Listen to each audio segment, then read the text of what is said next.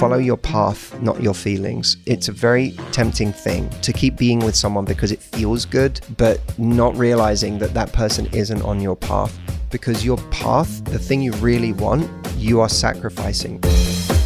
You're listening to Sex with Emily. I'm Dr. Emily, and I'm here to help you prioritize your pleasure and liberate the conversation around sex. I'm really excited about today's episode, which is part 2 of my interview with leading dating expert and confidence coach, Matthew Hussey. His new book, Love Life, How to Raise Your Standards, Find Your Person, and Live Happily No Matter What, is exactly the book we all need in today's world. And in this episode, you'll finally find out what Matthew wrote back to his now wife's very direct and dissuasive text message. We also get into why we should be more concerned with avoiders than trying to spot the liars in relationships, why you should follow your path and not your feelings, and why speaking your truth is sexy because it's our standards that makes us attractive. And finally, we also answer your dating questions, and we have a new segment on the show called Happy Endings, where you hear my producer Falcon and I do our hot takes on the episode in real time. It's a good one, guys, so let me know what you think. Please rate and review Sex with Emily wherever you listen to the show. Listen, when you rate the show, it helps it get out to more people, and it just takes 2 seconds. You can do it right now. Also, find me on Instagram, YouTube, TikTok, Twitter, or X, and Facebook. It's all Sex with Emily. My new articles, want to improve your sex life? Use these sex scripts, and 7 hot threesome sex positions are up on sexwithemily.com. All right, everyone, enjoy this episode.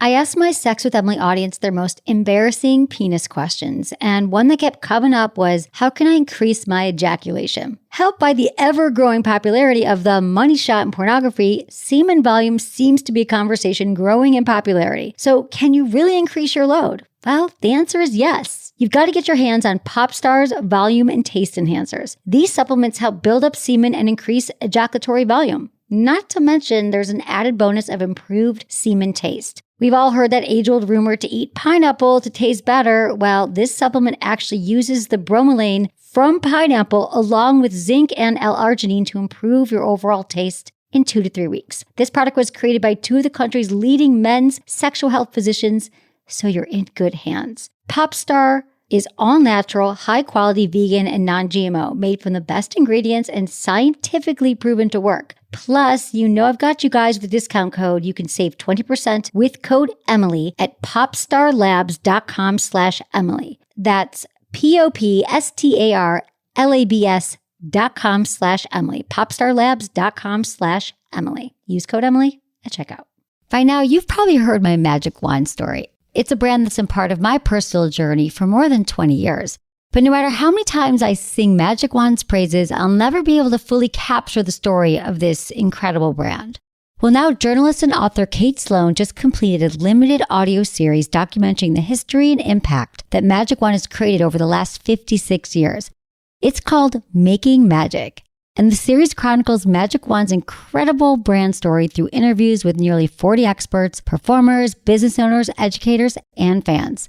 So I got a sneak preview of the series, and what I loved is that Kate weaves together snippets from all their interviews into this amazing story arc.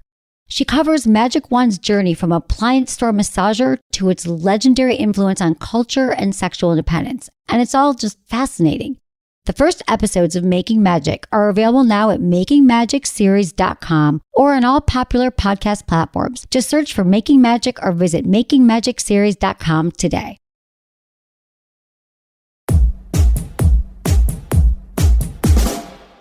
Okay, let's get into part 2 of my incredible interview with leading dating expert and coach Matthew Hussey. His new book is called Love Life, and he drops many pearls of wisdom in it and with us. We last left you with a cliffhanger of a text exchange he had with his now wife, Audrey, in part 1 of this podcast. We'll also link that first episode in the show notes. So as promised, you're going to get the sequence of events that followed, and let me tell you, the story did not go exactly how I thought it would. People, I'm sure, will be tickled by this. When I was dating my wife, Audrey, I was the guy for a minute who left. I went back to America. We met in London. I went back to the States, and I was like, I can't do a long distance relationship. And we were dating at the time. We weren't in a relationship, but gradually she started to feel me pull away. And it got to the point where I pulled away so much that it was like there was nothing there anymore. I then sent a message to her, and I roll my eyes at it now, but I sent a message to her saying, I miss you. And this was after like a couple of weeks of no contact, nothing, barely. Not trying, Okay. like very bare minimum. Now, if she was mirroring me in that moment, she would have been like, I miss you too. How are you? It's been like, what's going on? She didn't do that.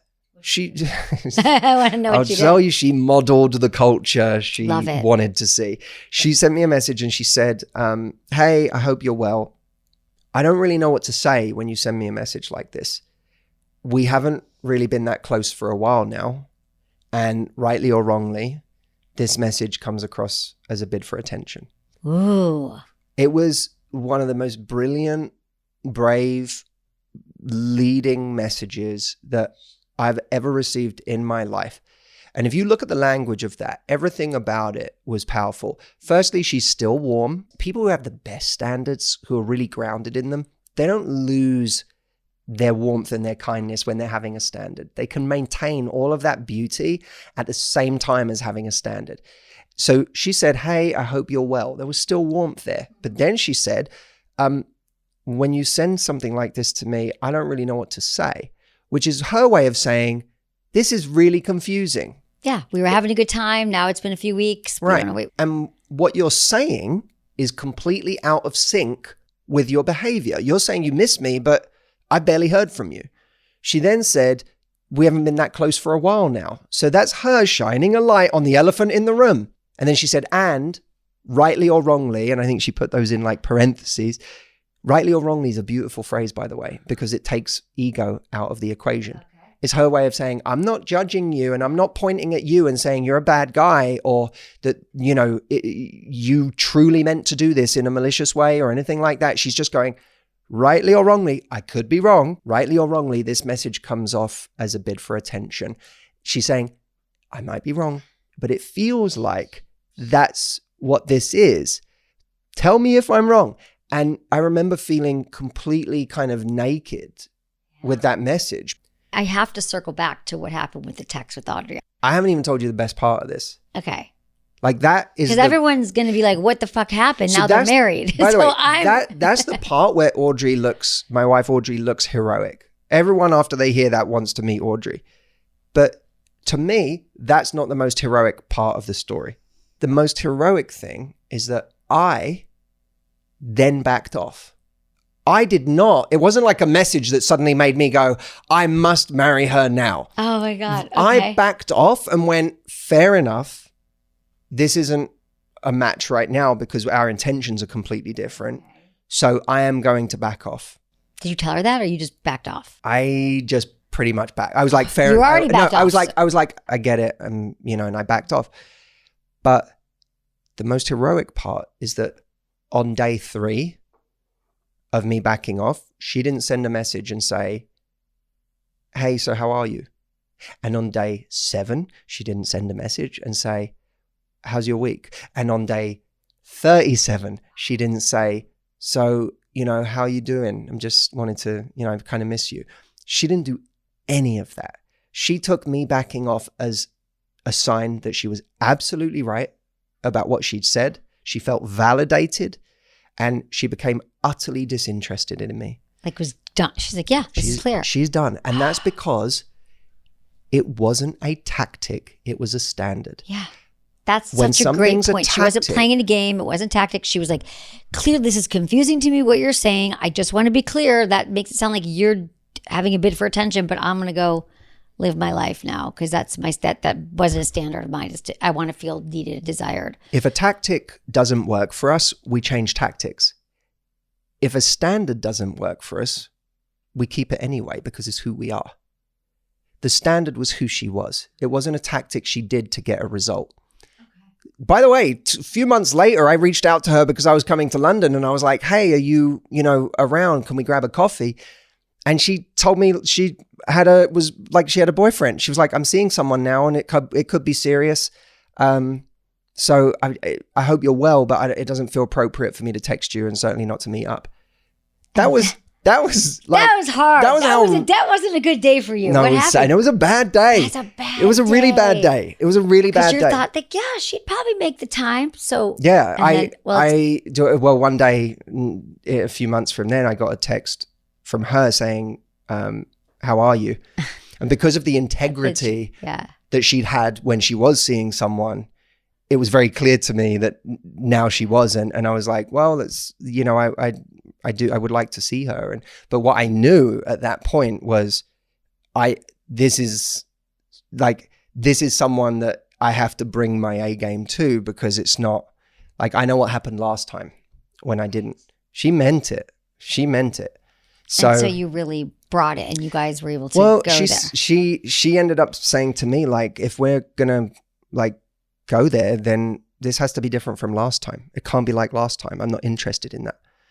And I was like, all right, like, you know, message received. And now you're married. So that was a big lesson for you. Seems like you learned a lot in that relationship. Yeah, and it was, you know, I think you spoke earlier about bringing your best to someone. I mean, the one thing that she has always done is those standards that she has have always been combined with a beautiful person, you know, like truly accepting me and loving me and caring about me and showing up for me. And it's a very potent mix. When someone brings you this gorgeous energy and they show up for you, and you feel seen by them and you don't feel judged. And I felt like things, even as I started to become more vulnerable and more trusting with her than I had been in the past, and I started to speak things that I thought, if I speak these, she's not like anyone. I think my whole life I was like, if I say these things, I'm no longer the heroic version of myself. I am insecure. I'm going to be perceived as frail. I'm going to be perceived as not good enough, or suddenly it's going to change the way someone sees me. Every time I said something like that to Audrey, it was met with more love and more compassion. And I had been, I remember a specific situation where I was with someone and I did what I went against my instincts to never be truly vulnerable. And I said something that had made me insecure, but I said it in an honest way.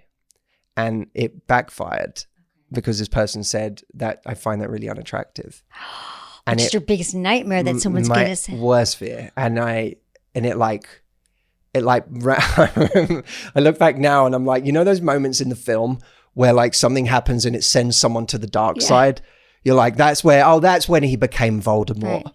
Like, that was where, you know, like that's how I felt. Like I was in that moment. I was so hurt. And I was so deep down, I felt so unlovable and I felt so much shame. And I also thought, fuck Brene Brown. Right. Like, I'm never being vulnerable again. Right. Right. This freaking vulnerability stuff. I was like, this is bullshit. But I was wrong. And that was the wrong lesson to learn. But at the time, yeah, of course, it really, really hurt me. And I had the complete opposite experience. So you've been knowing the signs to look for, and what I also love in the book, you talk about, you've been in all the places, you've been the guy in your 20s and 30s, and you've learned the lessons, you've helped people learn lessons. There's a chapter in the book called Beware Avoiders. And it's a very, very important chapter because we worry so much in life about liars. People who have had their trust broken are worried about a liar. Like, how do I spot a liar? YouTube has some viral content on like how to spot a liar. I actually think spotting a liar is far less important than being concerned with avoiders in life. Because most people aren't pathological liars, but a hell of a lot of people are avoiders. So tell me about the avoiders. They'll avoid any conversation. How do we find these people? Yeah. They'll avoid any conversation, and we all do it. Yeah. Like, we'll avoid a conversation that has consequences for us that we're not willing to face right now. You know, men or women will do this. I don't want to have a conversation with this person about the fact that I don't really see a future with them because I'm just kind of enjoying it right now and I don't want it to go away just yet because it feels quite nice. Yeah. But, you know, so why am I going to precipitate a conversation that's going to blow this up? So they'll avoid it. But an avoider needs another avoider. Yeah. You can't be an avoider and be met with someone who's leading with their culture and willing to shine a light on things. Do avoiders get together then, or it just doesn't Yes. work? They do, right? Yeah, and then nothing ever moves along. here's the situation. An avoider's going, I'm never going to give this person a relationship. And they're going, I hope they don't ask so that I can keep dating this person, knowing it's not going to go anywhere. And when they 2 years from now say, hey, like, what are we? I can go, what are you talking about? What are we? We're friends. We've just been having a nice time. I don't know why you're suddenly like trying to put a label on it. They've been avoiding it all that time. But how is the other person an avoider? Well, the other person is an avoider because they're enjoying the situation and they're afraid that if they ask the question, what are we? That this person's going to suddenly walk in the other direction. So you've got one person trying to avoid a relationship and one person trying to avoid a conversation about having a relationship because they're afraid that they're going to get scared off. So those two avoiders can function together, unhappily for this person, for a long, long time. We have to be prepared to say, I'm never going to be an avoider, because if I'm never an avoider, you never get to be an avoider with me. Yeah. Well, these are such skill sets. Learning to actually know what you want, learning to stand up for that. I feel like so many of us don't do that. I mean, I wouldn't even say it's men or women. I think it's all of us because we're still in that mindset. So ways that we have to play the game. We have to be the good person. We're afraid of people's reactions. It certainly wasn't modeled to us. So I think a lot of what you're teaching now is that be the leader of your own love life. Stand up for what you want. If it doesn't feel good, you don't need to ask all your friends about it. If it really didn't feel good, you're allowed to say it without anger, maybe take a few beats. Like, this is how it made me feel. And by the way, avoiding it never ends well for you because you always end up in a situation that you're unhappy with. And there's a chapter in the book called Do Not Join a Cult of Two, which is what happens when we avoid so much the difficult conversations that we need to have, that we end up, in order to kind of feel like we're sane, we end up just buying into their logic. I'll give you an example. I had a woman who came to me and said, me and this guy, we're both like really busy entrepreneurs and we don't find a lot of time to see each other. And, it's just hard. I'm not sure what to do. We really like each other, but we're just so busy that it's hard to see each other. And I was like, what? I was like, let me get this straight. If he suddenly said, I'm going to free up some time because I want to see you more, would you free up time from your business to see him more? She was like, yeah. I was like, so what you're saying is not really you talking, is it? It's him talking. Everything you just said to me was basically him talking through you. You have co-opted his excuse and started to own it as if it's your own because it's too painful to admit that you want this. You want something he doesn't. Yeah. We're so afraid of it. So we just convince ourselves. So we go, no, we're all both so busy. just really busy. Yeah. After all these years that you've been doing this, what has been the shift? Because your strategy has shifted and you've evolved. But do you think that we're ready for this? Because I feel like earlier on it was probably different. And what's the change that you've seen for over the years? What would be the main thing? Do you think that we're ready for this kind of conversation? Was there more game playing years ago? Was there more be the cool girl and now that's not okay? I don't know. I think what's interesting in general is I think people are craving authenticity now more than ever. I think we have gone through this weird 10 years of social media and filters and people being able to be a certain version of themselves online, and it's we're all a little better at seeing through nonsense and just going. I think more of us in general are looking at things going, we don't instinctively trust what we see. We look at that video and we go, that was probably staged. We look at this person and we go, there's probably 1,000 different ways that they've adjusted their body and their face and they don't really look like that in real life. We've reached this place of distrust in so many things that when something comes through and it feels human and it feels authentic and it feels like truth, I think that there is, it shines and it is it's like water in a drought. You're just like, oh my God, this feels real. And so I think that there's a lot of people in their love lives that can stand out by having a far greater level of authenticity And standards are really a form of authenticity. It's like me speaking my truth about what I want, not being ashamed of what I want, not the primary question being, how do I say this without scaring someone off? That's instead all the going, time with that's sex not too. going to be my question anymore. Right. I'm not going to keep asking, how do I speak my truth without scaring someone off? Instead, I'm actually going to worry more about speaking my truth so that the right people can find me. Because they can't find you unless you're speaking your truth. It's a very simple little moment, but there's a story I tell in the book of a woman who went on a couple of dates with a guy very early on, but she went on like 2 dates with a guy, and he had to go away for work for a few days, and she barely heard from him. And she said to him at the end of the trip, she said, I got a little sad while you were away and I didn't hear from you. It made me feel like you might have been sharing your bed with somebody else. And it was like a little moment of vulnerability, but also an expression of intention. And a lot of people won't do that because they'll be like, I want to feign coolness, indifference, whatever. But she, in saying that, it was a very simple moment where she communicated, I'm not that person that just like wants to be in some casual thing while you also sleep with other people. And he ended up in a relationship with her. And I believe that a big part of the shift in him was that intentionality in her was actually kind of sexy. Yeah, I think so too. So it's we're a little bit braver now, maybe, just to say the things. I don't know if we are, but what my mission with this book is to get people. Yeah, I want to get people to a point where they not only realize that not having high standards and boundaries and not speaking their truth about what they want is always going to lead to pain, but also a step further than that they realize that actually your standards actually are the magnet. They are the thing that makes you attractive. We worry that our standards are going to scare someone away. Our standards are actually what elevate people to their best behavior around us. They rise. Some people will rise to the occasion with us when they haven't with anyone else, because the way we're showing up is an invitation to them. Okay, we'll be back with Matthew Hussey after a short break. But first, let me tell you about Lelo.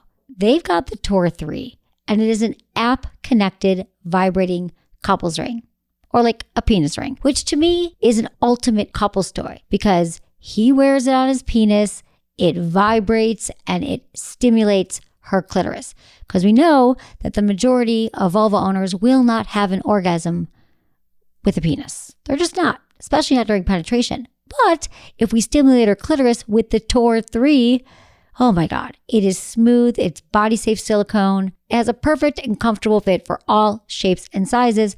Plus, you can use it with the Lelo app via Bluetooth. Tor 3 is compatible with the Lelo app, which means you can unlock more pleasure settings and experiment with different intensities to find all your sweet spots. You're going to love the Tor 3. It is a wonderful toy to play with your partner, but also if you're a guy, you have a penis, you can use it for masturbation. Do you? Pick yours up today at Lelo.com. Be sure to use my code SEXWITHEMILY for 25% off all products. That's Lelo.com. Use code SEXWITHEMILY at checkout. Also, you can click the link in the show notes.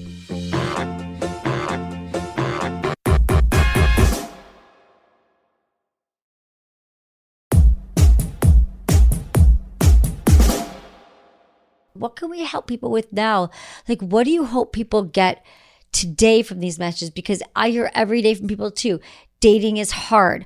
I'm never going to find someone. You hear all the same things. So like, what is the reframe if we don't have experience being vulnerable, knowing how to find the right people, avoid the pitfalls? I mean, of course, they're going to read your book, Love Life, but are there just some ways? Because there are people who are just like, I'm over it. It's terrible. I can't go out with friends without someone being like, I'm just done. Like this is, Yeah. So in this new wisdom, or this wisdom that you have, like what is it? What are we missing? What are we all doing? Like there's so many single people out there. Yeah. Do we first have to be vulnerable ourselves? We have to look at that. We know that we're in a tank and undersee our tank, find someone else, or accept that not everyone's going to be able to get vulnerable and then kind of just bail because not everyone's willing to do the work. It's a combination. It's a combination of the things that you just mentioned, but it's also, I kind of would say to people, pace yourself. It's not If you, in a panic, go into a crazy flurry of activity to try to make something happen, then you are going to burn out. And it will also try to make you force it with people who are not right. And I think one of the reasons we burn out too often is because we give too much of our energy to people who are really bad places to give our energy. Right. And I agree with that. And we sometimes don't realize because we think it's too late. How do we I don't know, check in with ourselves. We've all done that. Wait, we think it's too late in what respect? We just think, oh, well, it's already been 5 years with the person, or 3 years. I've already put in so much time. Yeah. I just wish we all could go back and like, why was I in that relationship? But we don't see it. Like, you couldn't have done anything different. Yeah. So we have to be kind to ourselves. You couldn't have done anything different. That's how the dominoes fell for you. Okay. Like, it's really, really important to understand that. You can't, listen, everyone has their own beliefs around this. I have a somewhat deterministic belief system. I really believe that you did what you did because that was what you were always going to do. You weren't in a place because of your genetics, your makeup, your parents, your mentors, or the mentors you never had, the society you were in. Everything was leading to that moment where you made that decision to be with that person or to stay with that person another year or another 5 or another 10. You were not in a position to do better. And so we have to start looking forward, not backwards, because that's the recipe for forgiveness, is realizing you did the best you could at the time, but you today can do better because you have new tools. You have different wisdom. You have more experience. You have more curiosity. You're listening to this podcast right now. You're going to read this book. Like, they're all new inputs, and new inputs can change the way the dominoes fall. And that's why everything can change. Everything can change. You're not set. Today could be the first day of the rest of your dating life. You can change a story today. Yeah, the past does not have to equal the future in this area. It doesn't. Yeah. Okay, so a few more things. Sex. What comes up for you and your people with sex? I'm not going to ask you about your sex. Sex. Every freaking day there is a study that says no one's having sex. Young people are in their 20s. That's an interesting. So are you hearing from people like, I don't know why I've been going out with this person and they're not having sex with me, or I don't want to have sex or I'm uncomfortable? Are you hearing more of that these days from people? The sex isn't happening. I can't say I've seen that, but it's fascinating to me, the data that, like, the studies that are coming around young people and how there does seem to be less sex than ever is really fascinating. What I see whenever I get a question about sex, it's people avoiding the same hard conversations there that they're avoiding everywhere else. This huge, I wrote a chapter in this book called Have Hard Conversations. And it's funny, I didn't know if you picked up on this. I did a radio show where I was spokesperson briefly for Trojan condoms.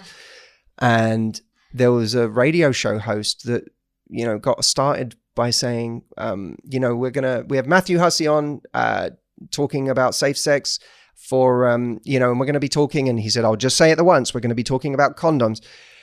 And he said, so Matthew, what's the problem here? Why are we struggling so much? And I was like, well, maybe because you made such a big deal out of just saying the word condom. But that's showing up in people's private lives too, is that same shame around talking about sex, around being open about sex. There's so much of it that is still there for people. The struggle to own one's sexuality, the difficulty that people have having what are intensely private conversations with each other, but not knowing. Is why I love what you do, because when I've had you on our show, you have this way of every time you kind of role play the way a conversation could go in the bedroom or outside of the bedroom, because I know so much of what you say is about the conversations that people have outside of the bedroom in like really easy, playful environments. There's always such a warmth and a playfulness to it and a lightness to it, and people have made those conversations so heavy, and they're so out of practice having them that they don't know how to say what they want. They don't know how to say what they like. They don't know how to encourage someone to do more of what they like or to speak up when they don't like something.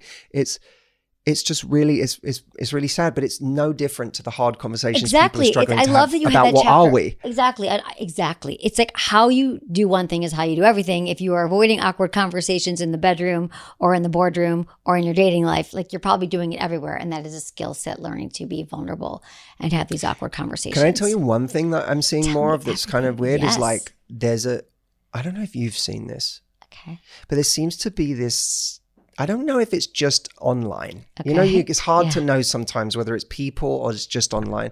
But there seems to be more of this almost return to this kind of like traditional values type thing. There's like the viral, there's like the TikTok trad wife stuff. Almost this puritanical return to like how women disturbing. should be. Right. And how many partners they should have had, and if they've had more than that, then they are essentially like they're not good women for you. And it's a weird thing in 2024 to see like the pendulum in some ways almost swinging back to this crazy level of judgment and sexism around sex. I know that never went away, but there are certain messages that are getting a lot louder. And I think that just to say like the fact that we're even judging people and how many what's your body count? Like that makes me crazy. I'm like, no one needs to know that information. Let's not judge people. So to hear that is, I mean... It's not in my algorithm either. No, I know. But I go on podcasts and I get asked by people on podcasts, what do you think of these trends? And I'm like, that's a trend? Yeah, I know. That's going on. That happened to me too. So I get what you're saying on this thing. So we have to be really, really careful with this stuff and focus on the people. Like you just need to be laser focused on the people that aren't the kinds of people that care. That's exactly it. And there's so much fear. I think once you hear this, you're like, oh, it's like fear-based. Like someone's going to judge me, so I better not be that person. But like just people have to... I think the fear makes you feel more like you have to be more conservative, right? Like I'm afraid people are going to judge me, so now I should really hold back on my sexuality, and then we're just going backwards, and that's a disaster. So just keep listening to Sex with Emily and everything that Matthew Hussey has to say, because we're going to give people freedom to find their voices, which is really what you do, and to find their wants and needs, and there's no like right or wrong, and this whole like bending over backwards so somebody likes you and contorting yourself into something that you think people want is never going to work for you. And we always have to find out who we are, what we want, what feels good to us, and what we deserve. Sometimes it is still astounding to see like people are just saying some of the things that you're saying, are putting up with such bad behavior from people, and we deserve to be treated well because we are our own babies. We're our own humans. We're our own humans. And follow. I'm my human. You're your human. Yeah. And that's a really powerful. You're yours. I mean, what could be more beautiful than that, and more pure than that? The last thing I would say to people is just like follow your path, not your feelings. It's a very tempting thing to keep following someone, to keep being with someone because it feels good, but not realizing that person isn't on your path. Anytime I see a woman who I know, I'm not assuming, I know she really wants a family, and she's in her late 30s, and then she went to a party and met a 24-year-old or a 23-year-old guy and hit it off with him, and he's sexy and it's fun and he's charismatic and charming, and now all of a sudden she's like on date 5 with that guy. I'm like, this is a classic example of following your feelings, not your path. Because your path, the thing you really want, you are sacrificing right now for the feeling, the validation, the excitement, or just the distraction of this person. We have to be really, really connected to what it is we're looking for, and then be very intentional about staying on that path. And even if something comes along and it's shiny and it's attractive and it seems fun, if it's not on your path, don't waste your time. And for anyone who is struggling with the wanting a family and feeling you're running out of time, there's a whole extensive chapter in the book about because that. That's really important, because people do kind of lose their way with that, and it is very important. So I think it's all in there. Love Life, Matthew Hussey. Everyone's got to get your book. I do have some questions from listeners. Dear Dr. Emily, what about situationships? Can they ever turn into real relationships? We can just make these like quick answers here, but what's your take on that? You're in control of whether they do or whether you get them out of your life. And you have to stop waiting for somebody else to turn it into something more. Instead, you have to have a standard that says, I'm going to elegantly communicate to this person what it is I want. And I'm going to tell them that my energy and the love I have to give to someone is really amazing and it's really precious. And you want to make sure that you're putting it in the right direction. And if this person isn't on the same page as you, then you're going to have to take that energy elsewhere. You're in control. The very question implies that you're not. Right? Can they turn into something more? If you're on month 3 with someone and you're still worried about asking the question of where this is going, then they're already an avoider. Yeah. You are the avoider. Yes. You are the problem. You got it because we're so afraid. I love this. Okay. Yeah. I think situationships, like that's just you're part of that situationship. Make it not one. Ask the questions, get what you need. What's a good tip to help you stop projecting your old relationships onto new love interests? View them holistically. Instead of viewing it through the lens of this one thing that has triggered you, look at the whole relationship. If this person doesn't text you as often as you would like, and that feels like an old relationship where you didn't get the communication you wanted, ask yourself if it's like the old relationship in all of the other ways. Are they also never calling you or never being present when they're with you or not making you feel safe in the relationship?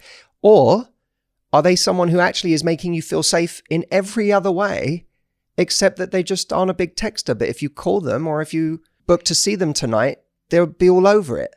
Look at them holistically instead of zoning in on this one thing and allowing that one thing to make you think that it's the same as the other relationship. Yeah, I think that's great. Get into it, break it down. How about this one? Can a man that lies and does not keep his promises change his behavior to you over time? Keeping your word. Can I say this? Yes, say it. That's what I call a dark pairing. A dark pairing is where you have two different things in the same person that when they're together, they are uniquely dangerous. So lying on its own, not a good quality. Breaking promises on its own, not a good quality. Breaking promises and lying, really dark pairing. Because if someone breaks their promise, but they're honest with you and they're like, oh, I said I would get this done today. I'm so sorry. I put too much on my plate. I didn't get it done. I apologize. Then at least them breaking a promise is met with contrition, honesty, and vulnerability.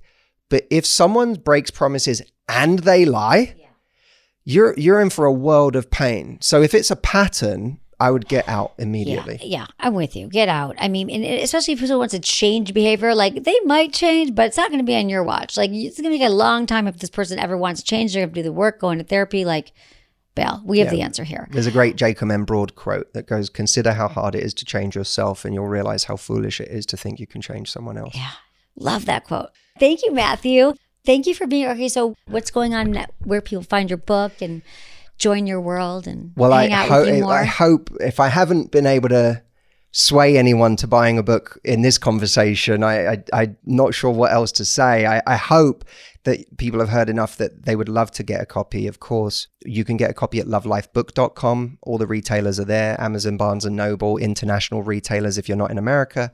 I'm doing an event on May the 4th called Find Your Person, which is kind of my answer to, okay, I can't guarantee someone finds their person, but if I was taking someone's year and saying, what would I do to engineer the best chances, that this event is my answer to that question. And every single person who gets a copy of the book, if you go to lovelifebook.com and enter your receipt, you're going to get a free ticket to that event on May 4th. It's exclusive for book buyers, but I truly, I've poured my heart and soul into this and I care about it deeply. I'm very, very proud of it. I truly believe this is going to help people. I'm excited for everyone who gets it, not just because they'll get it, but the more noise we make about it, the more it can get in the hands of someone who has no idea who I am and still needs it, so help me make a splash, people. I would really, really appreciate it. Yeah, well, it's really well done. It's authentic, it's real, and I know you can feel you in there, your heart in there, and you're so real about your growth and your journey and your path, and there's a lot of learning. So yes, get the book. I love talking to you. I always have. Yeah. I've always felt we speak the same language, and it's such a privilege. I really appreciate you having me on. I love having you on. Okay, thanks, Matthew. Thanks, everyone. Here's our new segment called Happy Endings, where I get out with my producer, Falcony, and we just discuss the episode, what we just heard, what we learned right after our guest leaves. And I think there's some really great insights. So I hope you enjoy it. Let me know what you think. Matthew Hussey is your guy. That's what happens. That's what he does. But I love watching the evolution of a man going through his life and being like, okay, but now I've learned, I've become more vulnerable. I've learned to express my emotions. I actually got married in the course since I've seen him last and found love. So I just think it's a beautiful representation of someone. We talk about doing the work and doing therapy. I saw like even a deeper, more soulful, thoughtful Matthew Hussey. So then, the last time he was on, it was just, Matthew is just, he's doing this since he was 19 years old. He's in his mid 30s now. So he's got all the answers. I get tons of dating questions and sex questions. So it's like, why'd he ghost? How do I write my dating profile? How do I even find someone? Getting people out of their toxic patterns. Like, he's just a master at that. And I love that. So that's the last time I had interviewed him. But now, a few years later, to see a much more vulnerable Matthew Hussey, who's truly gone on a journey, done the work, and has found love and actually gotten married, which is incredible to interview this evolved version of him. I will say it's like, when we were talking about this episode and his book, you were really leaning into that. And so I feel like maybe that wasn't a surprise for you, but like, was there anything that was a surprise? A surprise. Well, I thought it was just loved hearing more about the story of his wife and how here he is, this dating expert, whatever, did the classic like version of you up. Basically, I miss you. And I'm sure she was missing him too. And she was like laying it down and that she was the one leading. I thought that was an incredible story. And it sounds like that really had such an impact on him. And we saw the whole journey that it was like, that was really vulnerable too, to share that story, And I thought that he was maybe going to say, oh, and then we got back together. But nope. 40 days went by, it sounds like, and nothing. And then he hit her up again and she's dating someone, the whole thing. I like that story. I was surprised by that, but really happy to hear that he has found love. And what a great illustration of that story illustrates a lot of what he talks about in his book too. Do you see any connective tissue? I know sometimes when you are interviewing people and like you're the sex expert, right? Like they're not necessarily the sex expert, but oftentimes in relationships and dating and love, there are through lines for all of it. Do you hear anything in your interview today that there's so many through lines. And at the end of the day, I always say communication is a lubrication, and he has a whole chapter, awkward conversations. Listen, here's the through line that most of what is keeping us all from having the sex life, the relationships, the love life that we want is our ability to know what we want, to truly deeply know what we want, and then be able to express that to another person across the board. I think that is just the through line. Like, how do we get clear on what we want? How do we let go of people pleasing and worrying what everyone else thinks? Get clear on it and then be able to talk to someone. Yes, we might hurt their feelings. It might not be perfect, but literally I have to be the master of my own ship. I have to be steering this. I'm in charge. I'm the leader. No one else is going to do it for us. You know what else I loved, I will say too, is that she's making me laugh. I love that you often, the kinds of men, especially that you like to have on your podcast, are men that do the work. And in this interview today, I feel like you were able to extract from him very personal stories, which I think was really cool to hear because it's aspirational. Mm-hmm. Yeah. Well, that's why I think it's important, because I think a lot of men want to do the work or they hear about the work and they don't know. So the reason why I have men on like that is because I just think it's such a great service to men. To everyone to see that it is possible, because men were so brought up with the opposite, like man up, don't have feelings, don't have emotions. So anytime we can see a man who's successful and respected and smart and also vulnerable is just really important. So those are the guys I tend to have on the show. Well, I think it's important. I also feel like I wish I had heard from a guy's perspective, like that whole story about his wife, actually. I wish I had, at one point in my dating life, heard a story like that, because it would have stopped me. It would have stopped me from sending that second text, a third text, like, hey, so what'd you think of my text? You know, like, it's like she laid down the line and she laid down the line. And she stuck with it. I mean, that's amazing. I mean, that is such a great message for so many, because we've all been there. And to be honest, I've been the one who sent the text, like, I miss you, to get the attention. Like, I've been more on the male side. I think in many things people would say that. So I'd love to be shut down sometime. I mean, anyway, I wish I heard that perspective too, because I think in our generation, maybe all generations, it's like, be cool. It didn't matter. Oh, miss you too, babe. Hope you're doing great. My life is so fun over here. Hope your life is fun too. And be casual and cool. Like, no big deal that you're texting me 3 weeks later, even though we know that, because I always like to think, well, what if a friend did that? What if Falcone, in our friendship, we were talking every day, we were good friends, and then all of a sudden I didn't hear from you, and then like a month later, you're like, hey, babe, what's up? I wouldn't be like, hey, I'm good. I'd be like, oh, I've been thinking about you. I miss you. How are you? So why should we lower the standards or change what we expect from a friend or a family member? Why do we give people that we're dating so much leeway to make us feel bad and that we have to be cool? Why not be real, right? You're right. With We you, give I'd people be a real. runway. Yeah, you're right. We give them a runway to like, because, oh, there's some we put them on a messaging out there. pedestal or something. Yeah. But it's what, that was the big moment that we actually had in our friendship. If we're, since Let's we're be talking real. about that. Yeah. Remember when I had asked you for something, but then I didn't hear from you. And I was just like, hey, it's really hard for me to ask people for things. I'm so sorry if we just went into it. Yeah. And you were like, no, babe, I was just busy recording or whatever it is you were doing, Yeah. But I remember that to me was like the turning point. But I always think that in any relationship, there's always that turning point where it's like, okay, we've had a rift or something. The first difficult conversation on my end. Maybe it wasn't for you. Yeah, no. You know what I mean? Yeah, no, I think so too. I think that we're so afraid of confrontation. We're so afraid of actually saying what we want with fear of rejection, which I think we all deep down have a big fear of rejection, which is really a fear of being unlovable, being rejected. And that is I think that is probably humanity's greatest fear. And so I think that's why conflict is so hard for people. But I also respected that you said that. And I was able to be like, oh my God, no, that's, and I think once we do that, like you're saying in relationships, then we can repair. And I like to say relationships are not about perfection and everything going smoothly. They're about how do you repair it? And when you can repair a rift or you can have those kind of conversations, then those are your people. And you're my person. You're my person too. What were your takeaways? Did you have any takeaways from this conversation?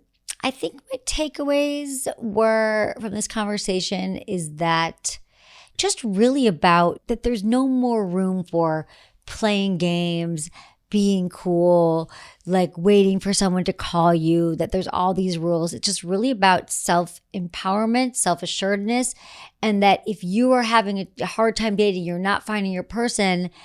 People love to say there's the worst town to date and everyone thinks they live in the worst town. But I think that what we really learned is that we can all benefit from being really clear on what our values are, what we're looking for, what we will and will not tolerate.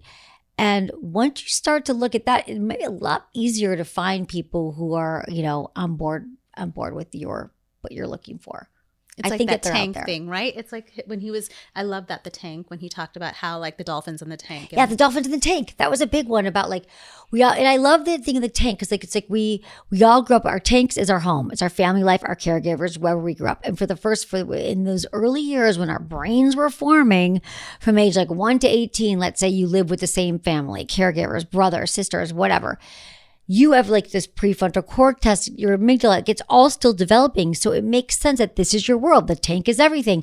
And then you go outside, like when you go to college, you go out in the world and you don't realize that everyone else does things differently like that. And some of us still live in that tank. So to think that not everyone's been in my tank, I love that reflection. Think like maybe what I believe to be true, why this person gave me this look or said this thing, give them the benefit of the doubt. Ask a question rather than making assumptions because we all grew up in our own tanks. It's true. In my tank, I wasn't allowed to talk about sex. Yeah. I wasn't even allowed to wear a bathing suit like that showed anything. That was my tank. So you have opened up my tank. Like the water has like come flooding into my tank where I'm like, okay, go topless. Let's go. Go topless in the tank. Do this naked.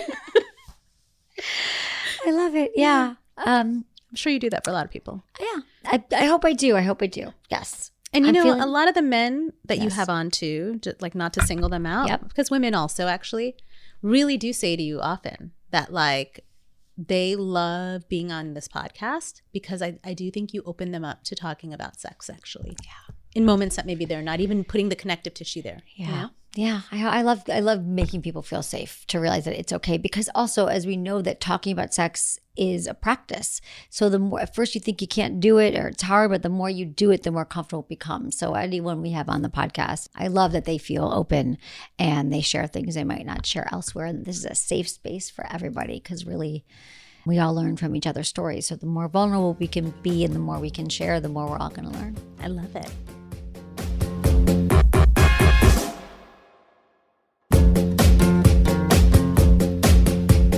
That's it for today's episode. See you on Tuesday.